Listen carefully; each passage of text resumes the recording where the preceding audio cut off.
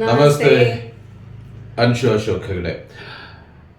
ಸಮಸ್ತ ಕನ್ನಡಿಗರಿಗೆ ಕನ್ನಡ ರಾಜ್ಯೋತ್ಸವ, ಕನ್ನಡ ಹಬ್ಬದ ಶುಭಾಶಯಗಳು. ತದ ಇವತ್ತು ಏನು ಮಾತಾಡೋಣ ಹೇಳೋ. Okay, silence. ಮೌನ. Okay, silence, being silent in general, actually it's a very powerful thing.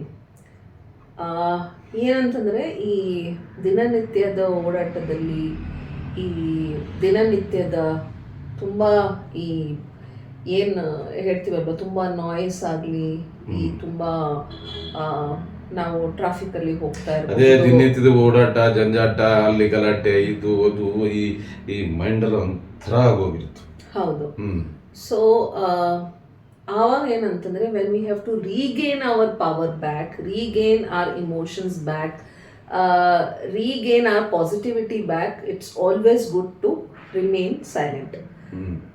ಎಲ್ಲದೂ ಶಬ್ದದಿಂದ ಹೇಳಬೇಕು ಅನ್ನೋದು ಏನಿಲ್ಲ. Silence is actually very powerful.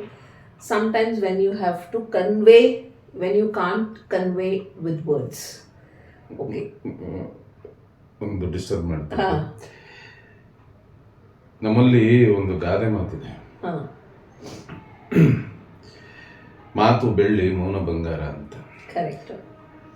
ಆಮೇಲೆ ಇನ್ನೊಂದು, ನಾನು ಆಕ್ಟ್ ಮಾಡೋದ್ರಿಂದ ಹೇಳೋದು ಏನು ಅಂತಂದ್ರೆ, ಡೈಲಾಗ್ನಲ್ಲಿ ಇನ್ನೊಬ್ಬರನ್ನ, ಅಂದ್ರೆ ನಾವು ಡೈಲಾಗ್ ಇದ್ದಾಗ ಆಕ್ಟ್ ಮಾಡೋದು ಈಸಿ, ಆದ್ರೆ ಮೌನದಲ್ಲೇ ಕೆಲವೊಂದನ್ನ ಹೇಳೋದಿರುತ್ತಲ್ಲ, ಎಕ್ಸ್ಪ್ರೆಸ್ ಮಾಡೋದು, ಅದು ತುಂಬಾ ಕಷ್ಟ. ಮತ್ತೆ ಅದು ಮಾತಾಡದೆ ಹೋದ್ರು ನೋಡೋ ಜನಕ್ಕೆ ಇವನು ಏನ್ ಮಾಡ್ದ, ಮೌನದಲ್ಲೇ ಒಂದು ರಿಯಾಕ್ಟ್ ಮಾಡ್ತಾನೆ. ಅದಕ್ಕೆ ಹೇಳೋದು, ಮಾತಿಗಿಂತ ಮೌನಕ್ಕೆ ಶಕ್ತಿ ಜಾಸ್ತಿ. It is very powerful. One thing is, when you remain silent, ನೀವು ನಿಶಬ್ದವಾಗಿದ್ದಾಗ ನಿಮ್ಮ ಏನು ಥಿಂಕಿಂಗ್ ಪವರ್ ಇರುತ್ತಲ್ಲ, ದ್ಯಾಟ್ ಇನ್ಕ್ರೀಸಸ್. ಆಮೇಲೆ ತುಂಬ ಮೈಂಡ್ ಡಿಸ್ಟರ್ಬ್ ಆದಾಗ ಸೈಲೆಂಟ್ ಝೋನಲ್ಲಿ ಇದ್ದರೆ ನಿಮ್ಮ ಎನ್ಸೈಟಿನ you can control it better. Okay, ನಿಮ್ದೇನಾದರೂ ತುಂಬ ಯೋಚನೆಗಳು ತಲೆಯಲ್ಲಿ ಓಡ್ತಾ ಇದ್ರೆ, ನೀವು ಮಾತಾಡ್ತಾನೆ ಇದ್ರೆ ಅದಕ್ಕೆ ಬಹುಶಃ ನಿಮಗೆ ಸೊಲ್ಯೂಷನ್ ಸಿಗಲ್ಲ. But when you remain silent, definitely ನಿಮ್ಮ thinking power becomes more stronger. So it's always good to give yourself some silent zone also. ಆಮೇಲೆ ಏನಂತಂತಂದರೆ, ನಿಮ್ಮ ಪೇಷನ್ಸ್ ಲೆವೆಲ್, ತಾಳ್ಮೆ ಏನಿದೆ, ಇತ್ತೀಚೆಗೆ ಜನದಲ್ಲಿ ಅದು ಕಡಿಮೆ ಆಗ್ತಾ ಬಂದಿದೆ. But if you have to increase your patience power ಅಂತಂದರೆ, silence is one of the thing which can teach you to gain back your patience level. So that is a very strong exercise which in fact I practice a lot when I don't want to there are a lot of things in your life on everyday basis. In fact, people tell me also, ಯಾಕೆ ನೀವು ಸುಮ್ಮನೆ ಇರ್ತೀರಲ್ಲ, ಏನೋ ಮಾತಾಡೋದಿಲ್ಲಲ್ಲ, ಕೆಲವೊಂದ್ಸಲ silent ಆಗಿಬಿಡ್ತೀರಲ್ಲ.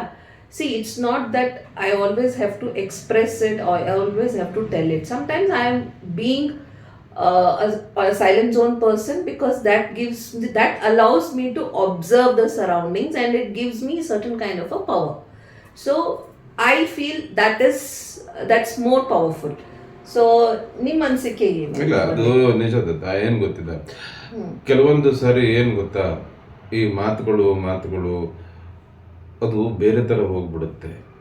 ಆದರೆ ಮೌನವಾಗಿದ್ದಾಗ ನೀನು ಹೇಳಿದಾಗೇನೆ ಆ ಯೋಚನೆ ಮಾಡೋದಾಗ್ಲಿ, ಆ ಯೋಚನಾ ಶಕ್ತಿಯ ಒಂದು ಸಾಮರ್ಥ್ಯ ಜಾಸ್ತಿ ಆಗ್ತದಾಗ್ಲಿ. ಆಮೇಲೆ ನಿಮ್ಮ ಅಂದ್ರೆ ಆ ಒಳಗೊಳಗೆ ಏನಿದೆಯಲ್ಲ, ನಿಮ್ಮ ವ್ಯಕ್ತಿತ್ವ ವಿಕಸನ ಆಗುತ್ತೆ, ಬೆಳೆಯುತ್ತೆ. ಬರೇ ಮಾತು ಅದಕ್ಕೆ ಬೆಲೆನೇ ಇರಲ್ಲ.